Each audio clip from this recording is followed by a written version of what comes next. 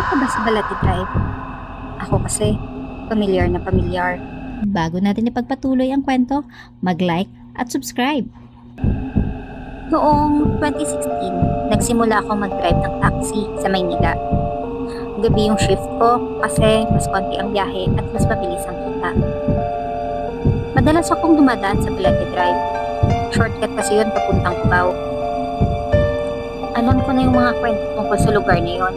Sabi ng matatandang driver, may babae raw na napapakita doon. Nakaputi, humihingi ng sakay. Pero gaya ng karamihan, iniisip ko, chismis lang yon para takutin ang mga baguhan. Isang madaling araw, bandang 2:00, halos walang tao na sa kalsada.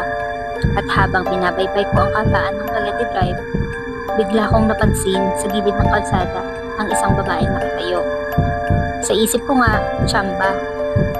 Nakaputi siyang damit na parang hospital gown, mahaba ang buhok at nakayuko. Sa una, iniisip kong pasahero lang na pauwi na. Inara niya ako, kaya tumigil ako at binuksan ang pinto. Dahan-dahan siyang sumakay sa likod. Mahina ang boses niya, parang galing siya sa malayo. Kuya, sa Cubao lang po. Tahimik lang siya buong biyahe. Pero habang nagmamaneho ako, napansin ko na biglang lumamig sa loob ng taxi. Kahit naka-off na ang aircon, ramdam ko yung lamig na parang kumakapit sa balat ko. Kaya sinilip ko siya sa rear view mirror para tignan sana kung okay lang din siya. Doon ko napansin na para siyang walang muka, wala siyang kilay, wala siyang ilong, wala siyang mata.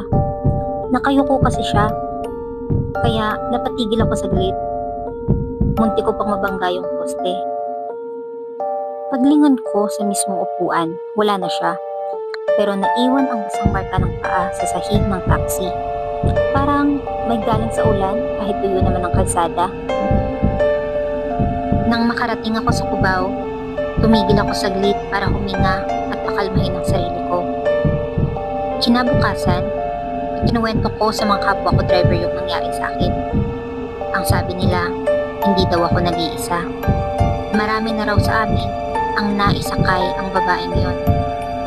Minsan daw sa likod, minsan sa tabi ng driver. Ilang linggo din akong umiwas sa lugar na yon. Pero isang gabi, wala akong choice. Kailangan kong dumaan ulit sa Balete. Naalala kong kaya na